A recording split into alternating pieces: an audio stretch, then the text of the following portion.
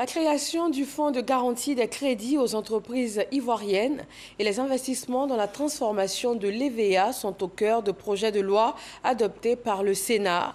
Ils ont été présentés aux sénateurs par le ministre de la promotion des PME, de l'artisanat et de la transformation du secteur informel, Félix Anoblé, et le ministre de la promotion de l'investissement et du développement du secteur privé, Emmanuel Esmel Essis.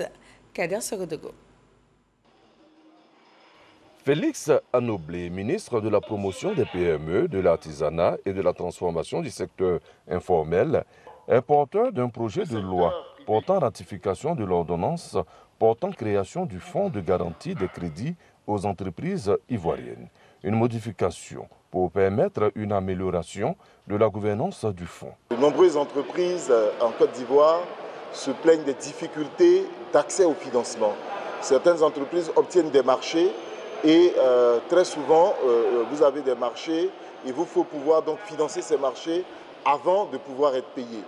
Et lorsque vous ne pouvez pas donc aller sur le marché financier pour obtenir un prêt, cela crée donc des problèmes et souvent même des difficultés dans la mise en œuvre ou dans la réalisation des marchés qui vous ont été donc octroyés.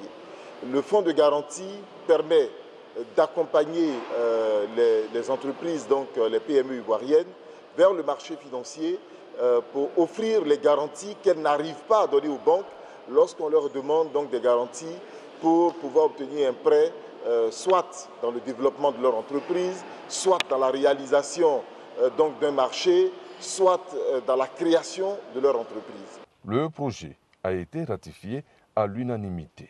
À la suite du ministre Félix Anoblé, le ministre de la promotion de l'investissement et du développement du secteur privé, Emmanuel Esmel Essis, également porteur d'un projet de ratification de l'ordonnance instituant des mesures fiscales incitatives aux investissements réalisés dans le secteur de la transformation de l'EVA.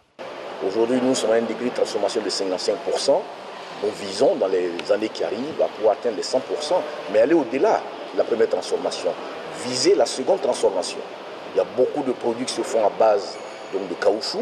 Il n'y a pas de raison que la Côte d'Ivoire, qui est un grand producteur de cette matière, puisse être en dehors de toute la chaîne de production. Donc aujourd'hui, comme l'a dit le Premier ministre, nous allons à la chasse de la valeur ajoutée. Comment faire en sorte qu'on intègre le maximum de valeur ajoutée dans l'économie, et c'est ce qui va permettre une meilleure croissance, qui va permettre aux fils et aux filles de ce pays de vivre encore meilleur dans les années qui arrivent. Le ministre Emmanuel Esmel Essis a été suivi par les sénateurs, membres de la Commission des affaires économiques et financières, qui ont ratifié à l'unanimité le projet de loi.